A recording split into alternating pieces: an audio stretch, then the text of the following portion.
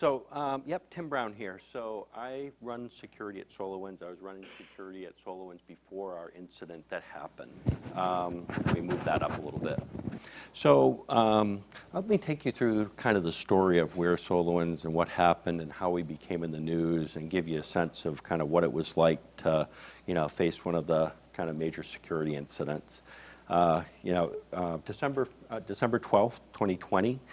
I got a call in the morning. My CEO got a call around 8:30. I got a call around 9 o'clock, right after his call, and it was from a security research company. That research company, known as FireEye, said that they had discovered that we had shipped essentially tainted code. When I say tainted code, that means it was code that my team didn't develop, but somehow got into the product and was doing kind of unknown harm.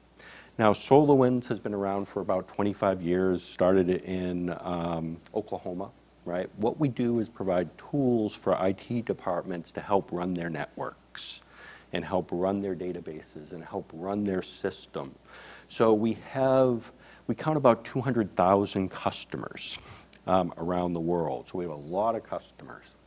So when we learned that we had shipped this code that wasn't ours, right, we had to go through and figure out, well, what was it doing? What was its target? Why did this happen?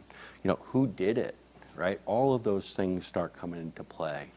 Now, a couple of interesting things that the code, so when you build software, you have a place you put your source code, and then you have build environments that kind of go through, and then you have production that you eventually ship, right?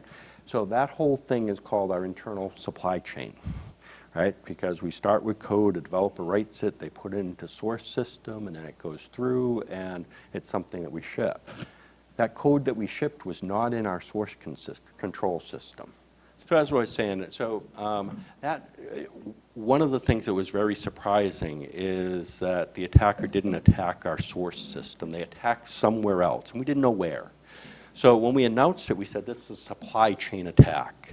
Now, what that meant is that somehow somebody broke in. They were able to get access to our internal systems. They were able to affect that code. They were able to insert code. And we didn't have to do a lot of investigation to determine it was true because the reporter for us really did that investigation. So with that investigation, we started an internal. How did it happen? What went on? So in these situations, you bring in external help. You bring in that help very quickly. So there's a number of folks that specialize in how you investigate one of these incidents and then how you move forward through the incident. So essentially the news of the event became public on Sunday, December 13th. So we had a day in order to prepare. And then as a public company, we needed to put out information that night. So before the market opened, we had to put statements out that we had a material event. Essentially that material event said, hey, this could cost the company. The company could go under. The company could have extreme issues because of this. So normally when you have one of these things, the first thing that you do is you fire your CISO. And that's the normal course of action. So if you look at any of these big security incidents prior to mine, so Target, Home Depot, Equifax, each one of them, you fire the CISO. So I didn't get fired. I'm still there. And, but that's going through your head, right? Okay, so am I going to get fired at this point in time? So we start our investigation. We bring in our legal partner to coordinate because we have to look at a number of different things. So we have to be able to look at our IT systems. How did they get there? Okay, who was it? It turned out to be the Russian SVR. So the Russian cybersecurity unit, known as SVR, also in some of my channels, they're known as APT29, they're known as Cozy Bear, is another one we call them. But very sophisticated in what they did. So let's talk about what they did and how they attacked. First thing they did is compromise email. Okay, so with email compromise, they compromised our Microsoft O365 email service. And with that compromise, they were able to read emails. So for about a year before they did their first initial attack, they were reading emails. And the reason Microsoft says 1,000 people behind it, they were actually reading the emails. So they took action on the content of email. So reading every email that you sent. So think about trying to do reconnaissance on reading everything. So they read all of your emails, they decide, okay, so how can I insert my code without being detected? And what they did is they did a test run in October. And that test run in October had no real code in it. So they figured out what to do, they tried it in October. It was really a trial run, and all it did was essentially return. It gave them a trigger to say, hey, I was able to do it, and you didn't find it. So they did that in October, and they came back in February with 2,500 lines of code, and they inserted that. That was what is known as Sunburst. That was what is known as the major attack. And then they left in June and cleaned themselves up. Their whole model was, how do I do this without getting detected? Right? That was what they were trying to do. It was simply stealth. It was saying, how do I get in? How do I insert my code? And how do I go without detected? Now, thoughtful in their attack, right? Think of them as not super sophisticated, but very, very mission-centric. They're running a military mission. So, do they make noise? No. Do they try to do things that they're not supposed to do? No. They try to be very, very particular on their tactics so that they don't get discovered, because that was their main motivation. So again, come in, discover stuff, quietly watch email, do a test run in October, go away, come back February, full lines of code, put them in, go away, come back June, take it out. So what did it do? What was the code? What did the code do? Right? The code that they dropped, again, thoughtful. So the code didn't run inside my environment. So essentially just stopped when it saw it was running inside of SolarWinds, stopped when it was running inside of Microsoft, stopped when it was running inside of a number of different entities. So the code that they dropped, very thoughtful again. Waited 14 days before it started. So the way that we test products is we bring them in, we see if they run. If they run, then we've tested them for a few days and we stop. So again, them thinking about, well, how do I stop it from getting discovered outside of SolarWinds? So we shipped this code to about 18,000 customers downloaded it. And the number that were affected to a harmful stage, so the second stage, was well under 100. The way the code that was written was specifically designed to attack 4 agencies. That's what our theory is right now. And 4 government agencies, we used to say 9, but our government audit report came out and said 4 agencies went to a secondary stage. Now, what does a secondary stage mean, right? What that means is that the code itself had to talk to call home. It basically had to talk to an unknown command and control server to say, hey, what should I do? What should I do next? And the whole purpose was be able to infiltrate an environment. Since we're already present in that environment, one of the ways to get into that environment was simply to have us drop that malicious code in, right? So that's how they infiltrated. They didn't have to go through doors. They didn't have to go through networks. They didn't have to break into a building. They didn't have to do any of those because our code got inserted into those places. So what they did after is they attempted to move to other systems within that network and most likely steal data or cause harm. But very, very specific actions that were taken during this. So why SolarWinds as a target, right? We believe that they knew their target, and their real target was the 4 agencies. They were discovered that, how do I get into these agencies? What do I do? Do I break in the front door? No. Do I hire somebody there? No, that would be difficult. Do I do this? Do I corrupt a software product? And that's what they chose to do, is corrupt a software product. So it took them in the mission to compromise us probably about 2 years. January, they started their reconnaissance with email, then did their attack, then left us. And very likely, we wouldn't discover that. Right? The only reason we discovered it is simply that they got a little greedy and they attacked a research company, and that research company found it. So we have to assume that there's a number of other entities that are in the same boat. We have to assume that these types of actions are occurring on a regular basis. Now, when we look at the cyber units for governments, right, we know Russia has a strong cyber unit, both offensive and defensive. US has a strong cyber unit, both offensive and defensive. Israel, very strong unit, offensive and defensive. Now, a number of different missions have been run, and depending on which side of the kind of the fence you say, they're for the good or they're for the bad. Right? One of the famous ones was what's called Stuxnet. Essentially, it was an Iranian nuclear plant to be able to enrich uranium.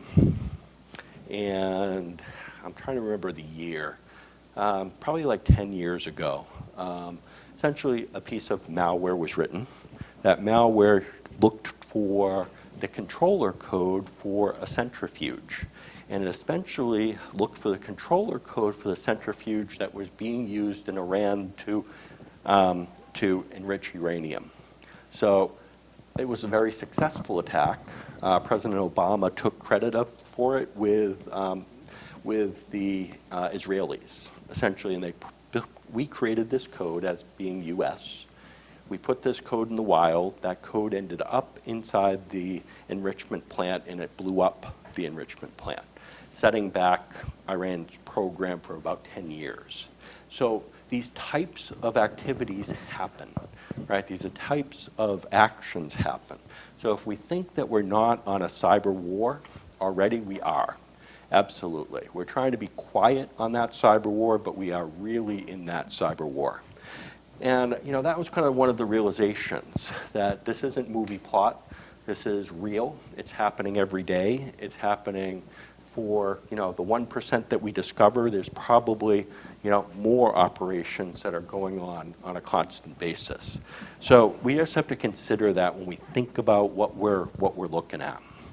So let's talk a little bit about kind of what it was like. So what was it like the first couple days? And so it's amazing that countries can call you. So literally countries were calling. And each of the countries, so on day 2, so we announced this, and makes the press, makes 60 Minutes, makes CNN. My mom calls me and says, "Tim, isn't that your company?" And so we're out there trying to figure out everything. And everyone has special programs going on.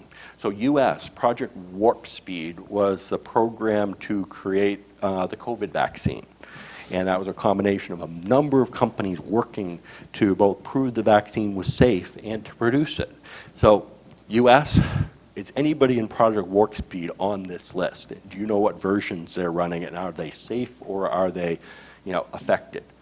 So we get those types of questions. Other countries of the world call with a similar request. Who is here doing this? Who is here doing this? The largest corporations in the world want to know. Now, why I talked a little bit about supply chain before was that what they were worried about is where we fit inside of their own supply chain. So think about things like the power grid. Right? Inside of our power grid, we have a lot of software. We have a lot of network software. We have a lot of things that are there. We happen to have quite a bit of SolarWinds. And because we're monitoring those networks. So the question from a lot of those operators were, what version are we running? Where is it? How do I tell? Now, there's a lot of the things that people had difficulty was understanding, am I safe or am I not? What versions were I running? The beauty of SolarWinds and the detriment of SolarWinds is that we're very simple, powerful, and affordable. which sounds great, right? You can download it, try it, buy it. And with that, the price point often didn't get big enough for people to care about it.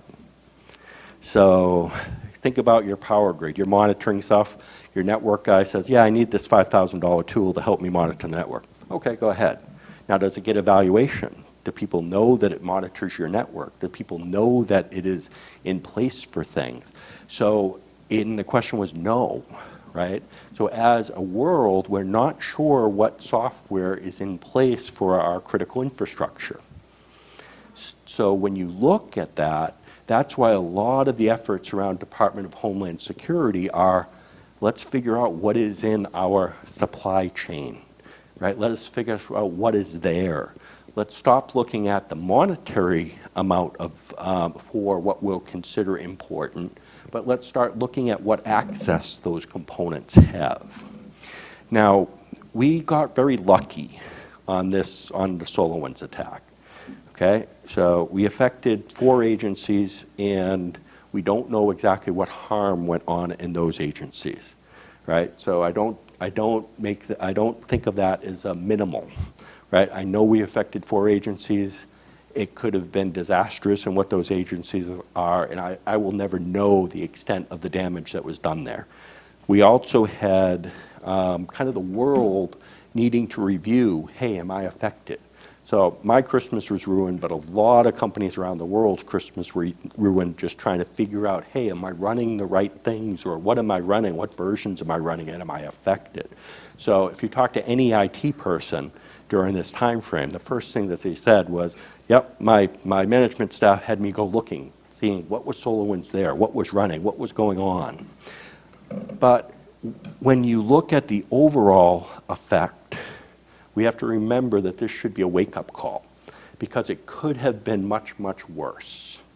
Now, why I brought up Stuxnet before, and controller code that was able to affect the centrifuges that were spinning down uranium and blow them up, and why I said we were part of the power grid. Now, think about what somebody could have done. They could have written controller code that would affect our power grid across the world. Right? They could have affected power everywhere. They could have actually probably affected a few nuke plants. They could have affected many different, water treatment plants. They could have affected so many things with that access. So we got lucky from an effect on the world perspective. So a lot of the work we're doing now with Homeland, with others, is to promote the sharing of information, to promote secure supply chain, to promote companies sharing how they develop code, to promote having individual components within code talked about and made public for people to be able to do things. Because it's so important that we shore up this entire kind of environment, because it is really suspect. And when we look at, our incident was caught, but many other ones were probably not caught. So a few other things. We'll just break back to the incident itself. Press doesn't say anything nice about you. Probably for 4 months. Press probably about 6 months. And the amount of information they get is very tainted. Now, why is that, right? I've got 2 marketing people, and I've got the media of the world after them. If we had spent all the time trying to combat negative press, we wouldn't have been able to take care of customers.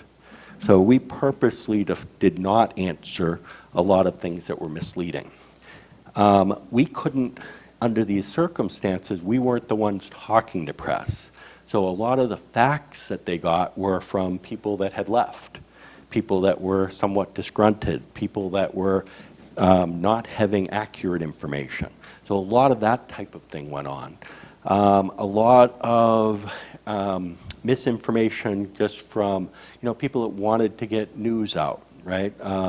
We had a vulnerability in one of our products, had nothing to do with this incident, but it happened to have somebody discovered in one of our download sites a password of SolarWinds 123.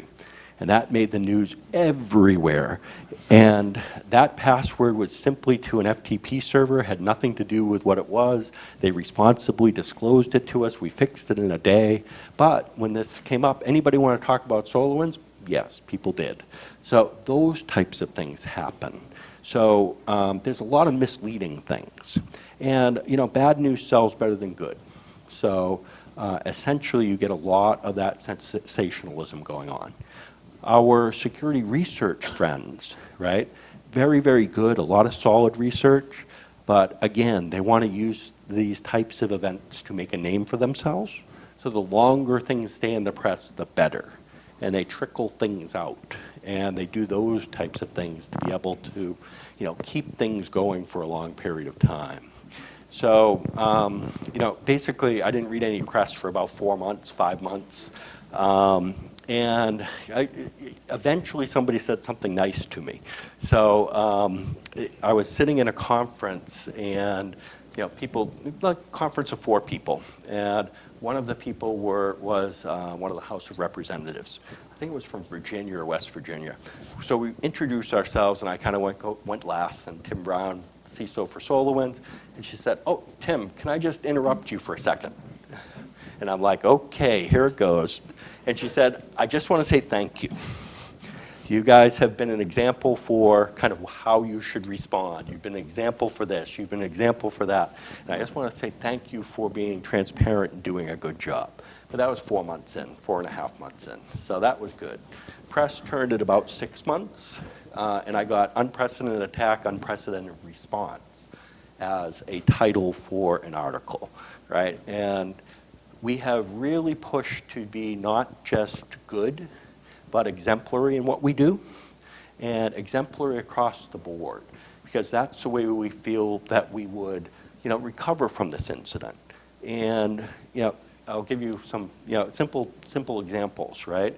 So before we would do, like most normal companies, we do a single build, and then we ship the product. Now what we do is we do 3 separate builds where no one person has access to that build system for each one of those builds, and we compare the results at the end. So now, if you're going to affect my build system, you have to have collusion amongst 3 people internally to me. So those types of things make it so we're assuming breach. By assuming breach, I say, I don't trust anybody. Okay, if you have keys to something, then I'm going to have somebody else check you and check your work. And we put that type of implementation across the board for all sorts of special things. So building software, for checking in code, for all of those things, we're always assuming that one person cannot do harm. You need 2, you need 3 in order to be more resilient to types of an attack. And we gave a lot of that back to the community. So we publish things in open source, we publish ideas and concepts and actually the code that does some of the build system things in open source, because what we're trying to do is show that we're exemplary in the overall environment and really move ourselves kind of from the incident being a horrific thing to the incident being something that will be helpful for the world. And it's been going pretty well. So we announced quarter results today, and our renewal rate is about 91%. Prior to the incident was in the low 90s. Slipped down to the 80s for a couple months, but it's back up to where it was. Most of the government agencies have come back, and this wouldn't happen if people didn't love your product, but they really do. They need it. So many of the customers I talked to said that they just want their visibility back. They need their visibility. They need to be able to have it to be able to do their jobs. So you have to have that, but you can recover from something like this and do the right thing. We've also just been very forthright on what happened, right? There's no reason not to own it, right? Our security was not good enough to stand up to the Russian government, right? It wasn't. We were attacked and we could not, we didn't have enough in place to be able to thwart them at this point in time, at that point in time. Do I think we do now? I think we are much better than before. Do I think they could hire 5 people in my company to collude? Yes. But I don't think we're as much of a target because we just, went 10x on the expense to get to us. So those are the types of things that people need to think about as far as how you, circumvent it. So before questions here, just a couple more kind of comments on the complexity of, kind of what we went through and why we believe others are out there. The only reason we caught these guys is because they made a mistake, right? They went too broad, and they were caught because they got a little bit greedy in the end. So we have to assume that that there's others in this state right now, and that a number of our systems are compromised, and our critical systems. So that's what we start looking at. So a lot of work with U.S. government on both public and private partnerships, a lot of work on U.S. government to increase our supply chain controls and increase our level of expectations of software vendors, and being able to talk about kind of what we have, what we might have access to in certain environments, and then also where we're going from both a technology perspective as well as sharing. So DoD has issued a memorandum that is going to probably become law in a little while, right? That they're going to require more information from software providers about what is in your underlying code, what makes up your code, how you built your code, all of those things, and how you can have a surety in what you've built. So that will go into effect shortly and then be required by 2023, so by the end of next year. So we're moving in the right direction. Another thing that the incident also provided was to insert probably $1 billion at least into the budget of security professionals around the world, right? Because everybody's board asked, hey, could this happen to us? And the answer was usually yes. So what the security people did was say, okay, well, what do you need to be able to take care of it? So if we look at the improvements in security across the world, because of the incident, that really happened, right? The budgets increased. Everybody thanked me for getting their budget up. And because it was real, right? You took advantage of it. You said, okay, great. Let me see how I can use this for the better. So when we have incidents, if we can use them for the better, always, always, always, always good. So a number of those things are just a very good practice for us. And so the idea that a company needs to go out of business if they have a security event, I think is another myth that's been kind of exposed, right? And that a security company that acts appropriately afterwards and shows that you're exemplary can really thrive afterwards. So those things are really important to understand. Press isn't always nice, and the knee-jerk reaction is to kind of beat up the one that has been, in some ways a victim. So when you think about what you see in the press, there's usually another side to it, right? There's stuff that we can't talk about because of other reasons, and so just be wary of kind of what is in there in some instances. So that's a lot on really the SolarWinds event and kind of what went on. Ready for questions? Happy to take questions. Now, perfect. I love questions on anything, please. When Tim and I were talking before tonight, you really wanted to leave a lot of time for questions. And so fire away, right? Yes, absolutely. And for the online viewers, type your questions in the Q&A chat box that you see at the bottom of your screen or in chat. If you're watching on Facebook, type them in the comments section. And hey, this is working. Oh, either way. Good, perfect. Okay. Yep, still works. They're still working? Okay. All right. Yep, we'll start here. Please. Let me come around.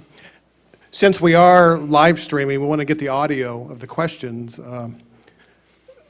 on camera, so hold the microphone close to your mouth. Yep.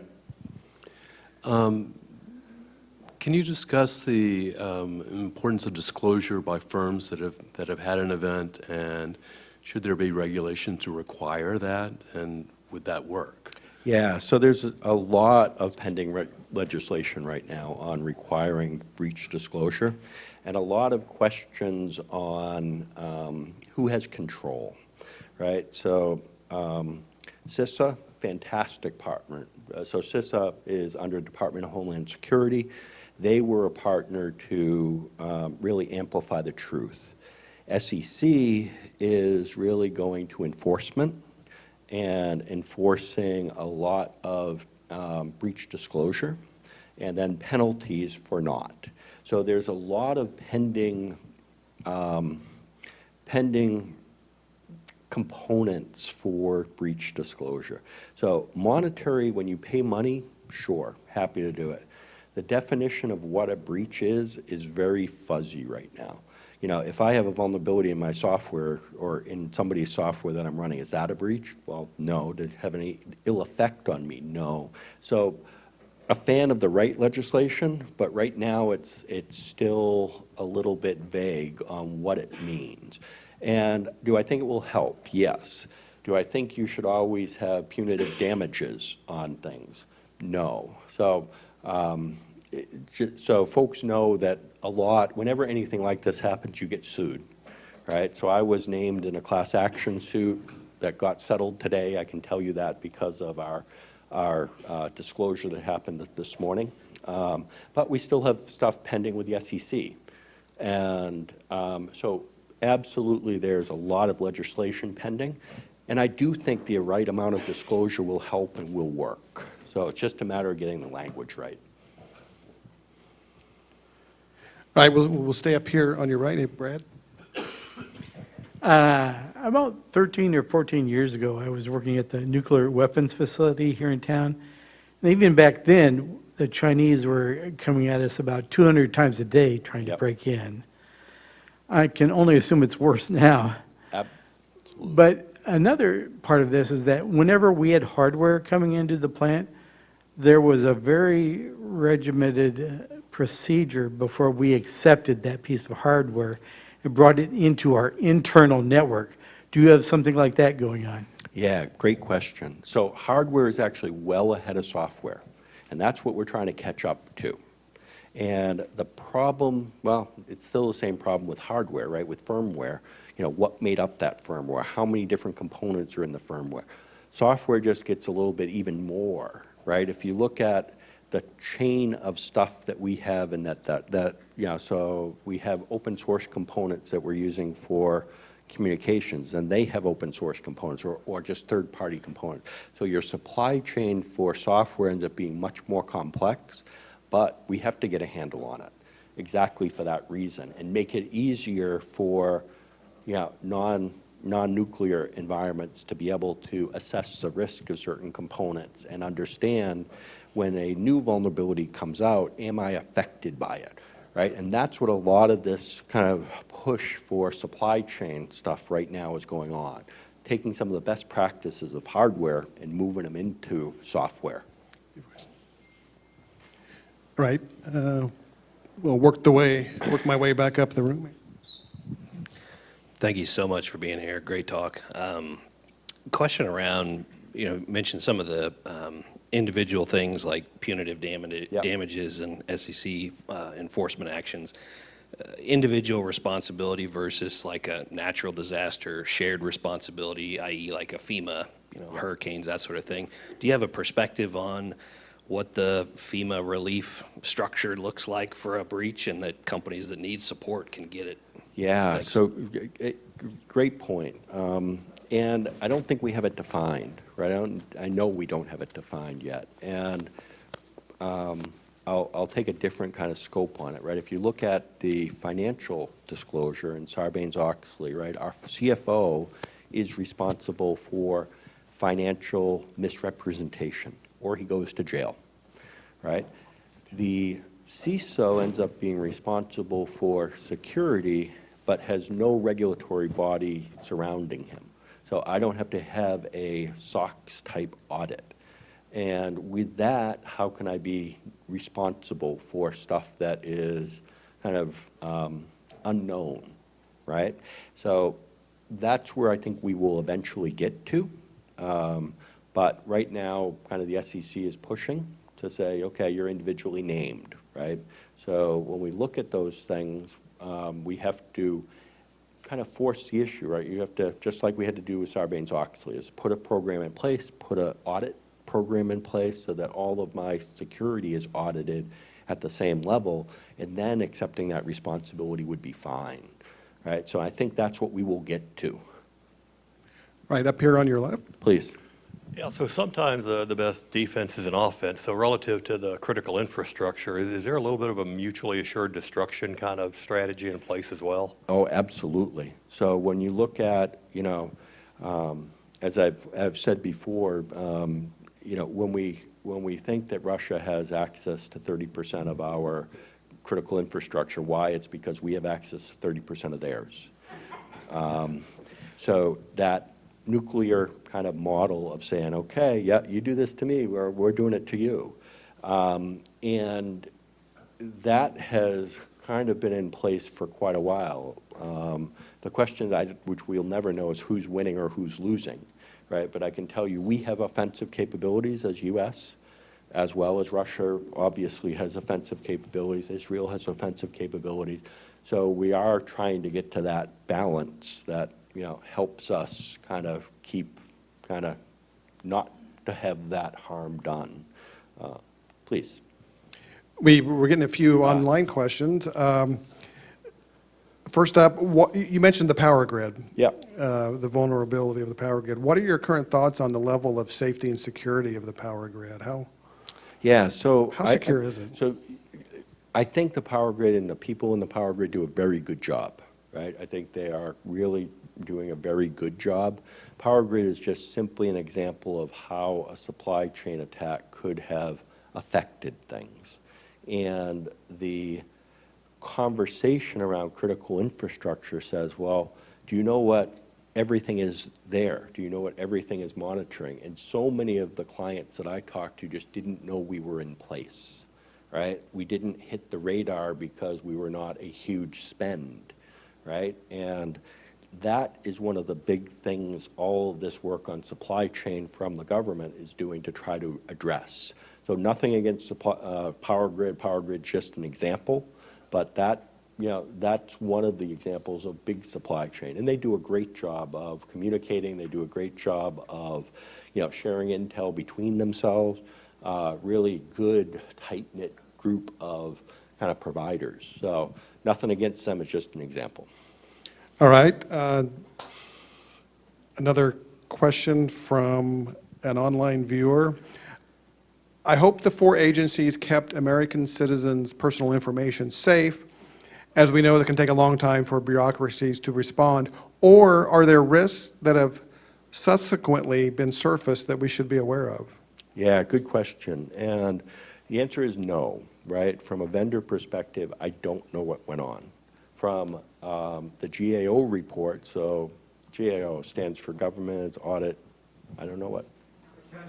Accountability Office, thank you. So the GAO was one of the report that came from the GAO was the most non-political, factual reports on the incident that I'd ever seen. So it was a wonderful report. And in there, they corrected a number of things, right? So they said that the incident was known about from U.S. government at the end of November. We didn't know until December. They said that 4 agencies, not 9 agencies, were affected. But that's all we know is public information about what went on in those agencies. We're simply a software provider, so I don't expect we will know. But so we don't know the extent of the damage. All right, we'll stay up front here. All right, thank you so much. I have a question. It may betray some of my ignorance just about the way these systems work. Yeah. But you talked about how you were implementing a system for production to make sure that they would have to have multiple points of breach there. Yep. Are there after the fact efforts to detect this unusual software or code. And I would assume there's, and again, this is maybe where the ignorance part comes in, millions or billions of lines of code, right? So it's not something that a person could do, but I'm thinking maybe like machine learning or some way to scan a system and say, oh, this networking software has a package in here that's calling the Kremlin. Why are they doing that? Yep. And there are efforts on, from CISA and others, thinking about what you just said, right, from a general purpose. So we have our own inspection and all of those things. I'm very confident with our code. But the question ends up being, in code that is running in an environment, is it doing things that it shouldn't normally do, or that it doesn't normally do? And is there a way to talk about instrument and then test that says, my code is, this product is acting like it should act. Now, should Orion ever attempted to contact an unknown command and control server? No, never. So command and control server is what the adversaries use to communicate. So when we talk about a command and control server, that means that it reached out to something that it never should have reached out to. And it didn't do it in my environment, but did it in customer environments. So one of the works that CISA is working on is the ability for products to be able to define what is normal, and then have normal audited on a regular basis at your client, so you can insert this thing, a monitoring tool that said, okay, my Office 365 is doing what it's supposed to. My product's doing what it's supposed to. It's not going outside of what's normal. So there's work going on there, and good, important work, because that would have helped catch something like this. All right, another question from a virtual attendee. I was waiting for something on this. Do you think TikTok poses a specific safety threat in funneling info to China? And is all social media inherently risky? Yeah, good question. I've done quite a bit with China in the past. So from trying to do a partnership with them with eyes wide open for a different company, right? So I was at a different company. And we knew that their purpose was to kind of learn what it was and then, take over that market, right? So as long as you're going in with eyes wide open, then that's the type of partnerships that we did with China. But every company does not work by itself. It works for the China government, right? Everyone works for the China government. So when you think about that, is your information available to China government? Yes, absolutely, 100%. Now, from a security risk, it all depends on what gets posted and what is there, right? And what that can do from a harm perspective. And so but you should be aware that if it's a Chinese company, that Chinese company does not work for the company, it works for China. And that goes for, Huawei controllers that look exactly like Cisco. That's because they are plug compatible and they took every design and decided to mimic it. So it's realization that that is the model. China's goals are different than others, right? Russia's goals to have kind of equal power, right? Equivalent power on either side to keep that stalemate going. China is investing in a lot of different places around the world to have both political control, and if you look on software, open source boards and software consortiums, and we looked at a lot of IEEE history here the other day or today, and each one of those has many China nationals on those systems. So they're coming in from a different perspective to really manipulate what's going on in the world as opposed to taking it over, right? You have to remember the investments that they have in the U.S., they don't want the U.S. to go away, right? But they do want some control. So do I trust China? Do I trust TikTok? No. Social media, I think it's very important to be careful, right? And how you use it, what you use it for, and how much information you share there. All of those things can come back to you personally, can come back to you in other ways. So just another sense from, when you have any type of event, you go through a legal process of discovery. Every email that I was read by 5 lawyers that I wrote for 2 years or received, 5 years actually. So everything becomes public in that sense.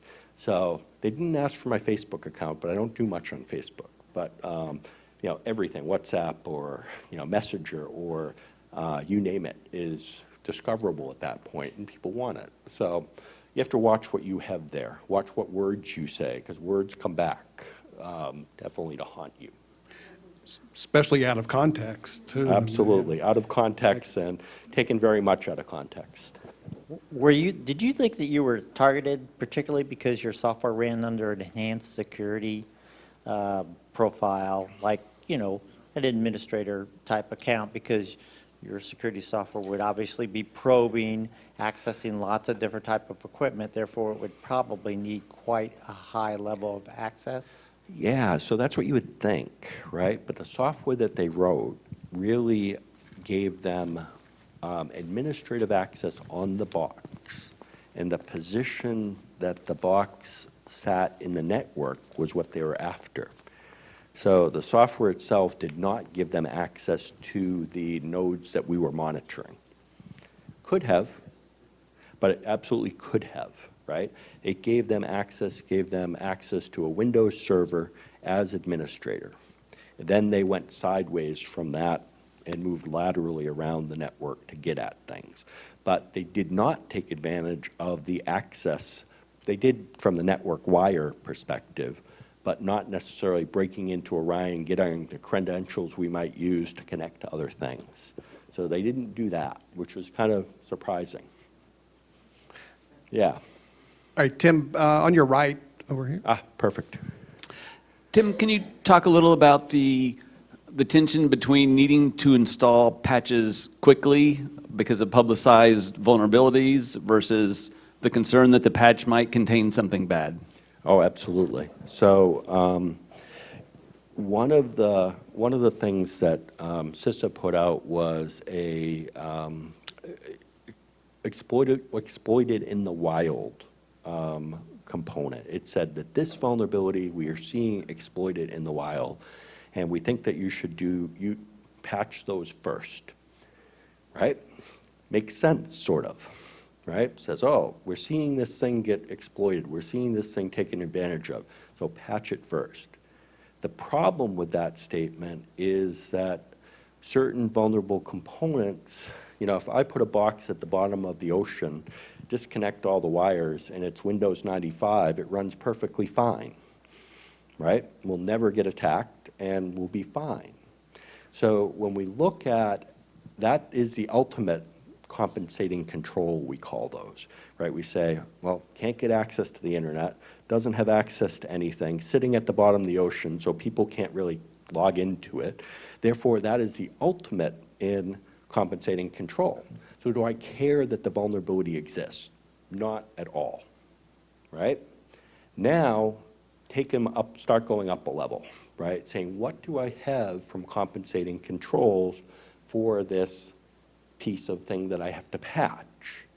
Oh, is it accessible to the internet? Is it only on my local wires? Does somebody need physical access to walk up to it to attack it?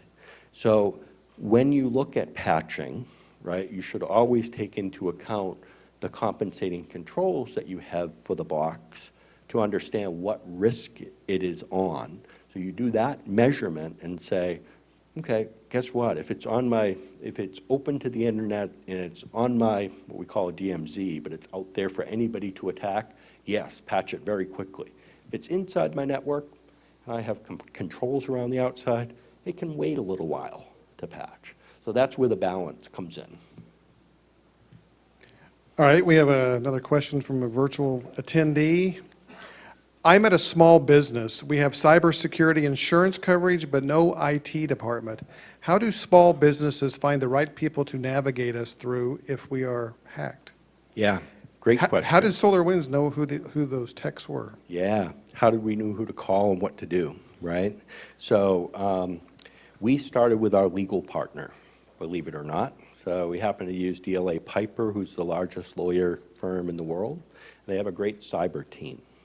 So we started with them, and then that cyber team brought in additional people. So they brought in our threat hunters. They brought in more advanced people for other things. We had Chris Krebs, who was the former director of CISA, help us get access to national defenders around the world, those types of things. But again, we're larger, right? So that's the other part, right? I don't know, to date, I think somewhere around 20 to 30 million we've spent on recovery. So most small businesses this would crush. So for the small businesses, there's a number of very good managed service providers, and those managed service providers have some good knowledge on security. They have some good knowledge on who to look for a investigation. They can help with a lot of things. So for small businesses, I always recommend that they have a managed service provider to help, right?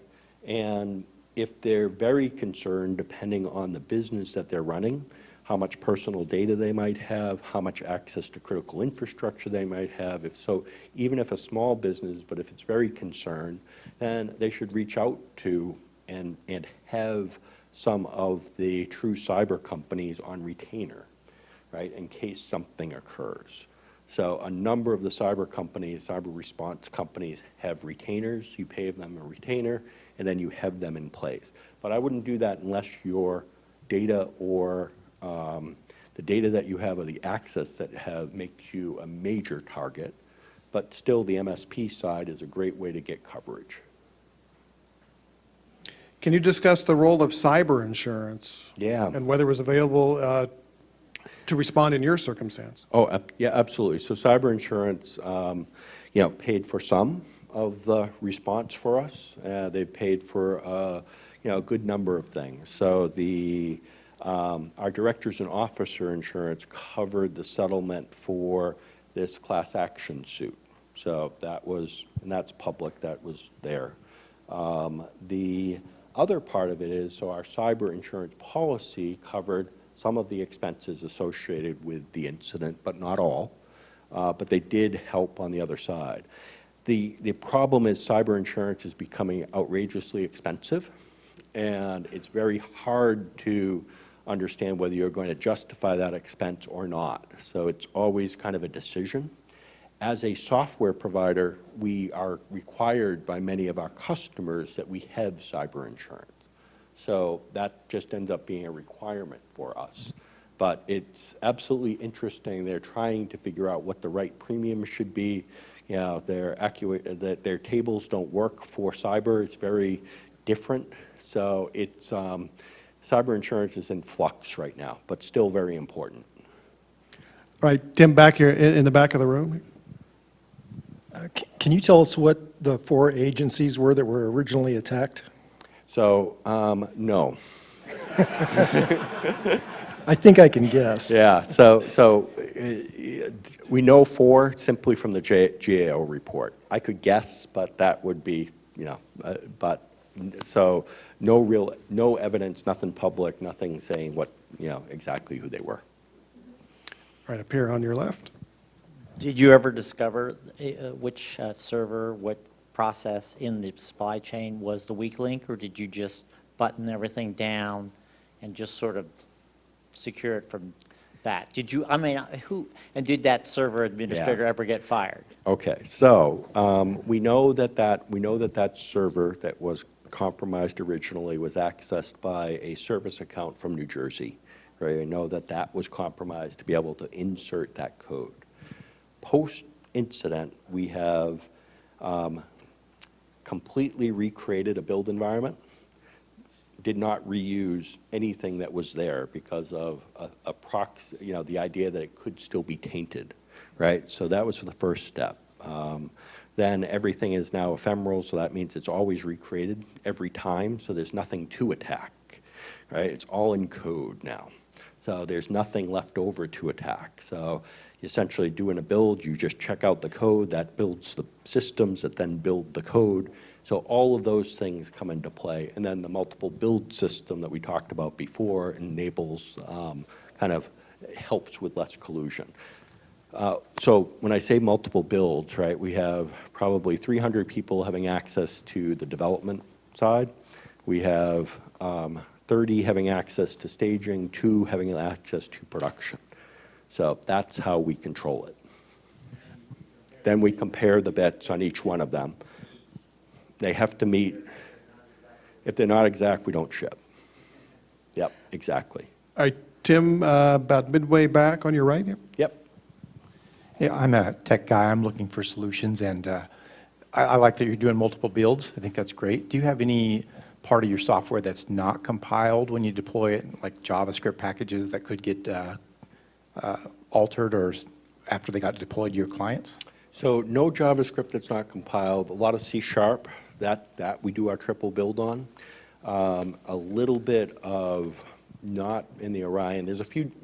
So getting to deterministic is the problem because, so with code, the way that it kind of builds is that if I have the exact same code and I build it twice, it shows up different because of time, because time passed.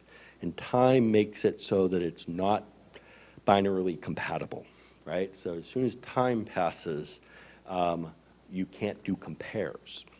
So certain languages, you can do those compares. So Java, one of them, as well as C#, you can get to binary compares. So there are, when I do look at, so I do a final security review before I ship anything. That comes to me. And there are, we call out which modules have not been compared in that way, and I use a separate model to compare them. So if you look at my whole 14 products, millions of lines of code, there are 9 modules that I have to do manually, and we do those manually in a separate way. So that's how we deal with that. In your opinion, is CISA properly funded, and is it a robust agency? Yeah, so not yet. I have, CISA for me was, or CISA was a fantastic partner, right? They were there with me at 2 a.m. and they were there at 6 a.m. They defended us in the background. So since we had affected agencies, there were a number of parties that wanted us to be destroyed. Okay, they wanted the recommendation for SolarWinds is to shut it off and never turn it back on again. And CISA was like, well, what are you talking about? This is a US company that was attacked by Russia, and you want them to die. How could we do that? And they went to bat heavily for us during those first things. And the recommendations that CISA had, hard fought, right, to say that this build is not affected, this build is affected. Hard fought in the fact that, NSA got involved, did scans, did checks, did other things. Our own researchers that were working for us talked to CISA and proved this one is safe, this one is tainted, this one is tainted. Here are your instructions on what to do to recover. That information we completely agreed with and we echoed on our sites and on our models. And so the information was hard fought, very good, but so very valid. And what I always say is they amplify the truth, and that's their job. So can't say enough good about them, and they have gotten some more funding, and they're still looking for more. And they want to be the good guys here, right? They really do not want to be the regulators. They want to be the disseminators of truth and then disseminators of good practice and all of those things. So big fan. Jen's doing a great job, Easterly, in there. And what we're doing is just trying to help a little bit on the outside. But, their mission is very good and pure and very, very, very good partner through this incident. We're a little past the top of the hour. Let's do one more question. Excuse me here. We'll go right here. Thanks. So back to the initial breach, Was that just something that came in through an email, and then they were able to read all your emails? Like, that somebody clicked on a link that they shouldn't have, or what? How did that happen? Yeah, how did they get in, right? So Yeah. email reconnaissance to start with was, there's a lot of models to both evade MFA and, or potentially it was, our email system was Office 365, so it was cloud-based. So they didn't get into our infrastructure kind of to start with, but they were able to compromise an account there. Now, it could have been during our initial deployment of 25 people and friends and family and when we were playing with it. So that was email, that gave them enough information on how to attack. Okay, then they attacked in a number of different ways. So we never got down to patient zero in our investigation after 5 months. We have 3 possibilities. One is our network control software essentially was running had some 0 days during that period of time. That could be an entry point into our environment. We know that they were doing intense spear phishing attacks, so very targeted phishing attacks against our administrators. They found out who they needed to because of email, the email compromise. And then they were doing general password spray across, trying to get information out. So kind of classic attacks to be able to get in. And then usually when somebody gets in, you can see something because of noise, right? You can see something because of activity that they're doing. And they didn't make those mistakes, right? They were, quiet and stealthy and very difficult to discover. Okay, one last thing. Do you have any advice for non-corporate people at home working on a computer to keep Yeah. themselves more secure? Absolutely. So, a number of good things, right? So passwords are out of control, and there's too many of them, and people are making them easy. So any way you can turn on multi-factor, turn on multi-factor. Use a password manager, that always helps, right? That centralizes your data. In a home situation, paper is not that bad, right? As long as the paper is kept secure, right? So you don't put it on your sticky and put it on your fridge where everybody sees it when they're walking by. But, in your house and in your secure house, it's okay. But make sure your passwords are not easily crackable and that they're so easily discoverable. Systems today are getting so good at deciphering passwords and trying passwords that it is a simple password is very easy to kind of try.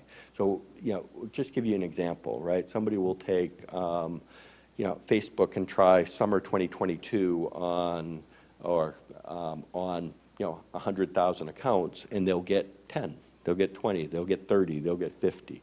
So you have to remember that a simple password will get tried, right? It'll just get tried from the outside. And, these threat actors are doing it kind of low and slow, so they're not trying to do it all at once. They'll do it so they don't get discovered. But just think about spraying those types of common passwords across your environments. So use the kind of password managers, generate complex passwords, use MFA, especially for anything that's finance related. So do all of those things, and that just helps you a lot. Be careful of things that sound too good, right? Those things that sound too good to be true are too good to be true, right? And so don't fall for them. And the phishing attacks are just getting so contextual and so good, you have to beware. And pick up the phone. The phone is still one of your best defenses. Hey, bank, did you actually send me this and do you want me to do that?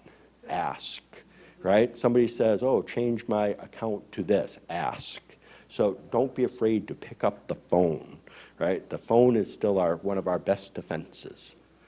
There's some reasonable ideas. And we hear that at the library from our IT director, right, Mark? One last question. Is there any hope for diplomatic multinational organizations like the UN or NATO to discuss these cyber wars and find a compromise? And maybe I can tack on, is there any hope? Let's, give us some good news here to end on. I hope I am not gloom and doom. I have a lot of hope, right? And so absolutely, I think there is some place for NATO. There is some place for some accords. There is some place for, rules of cyber warfare. and appropriate kind of rules for cyber warfare. We have unwritten rules that we have spies, right? We know we have spies. We know Russia has spies. We know China has spies. We have models that, enable us to get our spies back, right? We don't have that in cyber. So I think we will get to that in some cases for cyber, because right now it is a free-for-all, right? Is what Russia did to us an act of war? I don't know. They attacked an environment. Is what we did to Iran an act of war when we published Stuxnet and corrupted and exploded their centrifuges? So I think we're kind of on the edge of what warfare really is, and I think we will, kind of evolve over time. I'm not sure if that's hope or. We will evolve. Okay.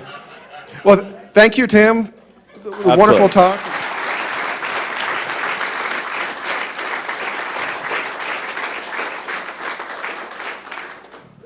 All right, lights up. And that's the signal to end the talk. There we go. Thank you all for attending tonight's Thank you, program. Visit lindahall.org for information about all of our resources and for information on all of our upcoming events. So thank you, and change your passwords.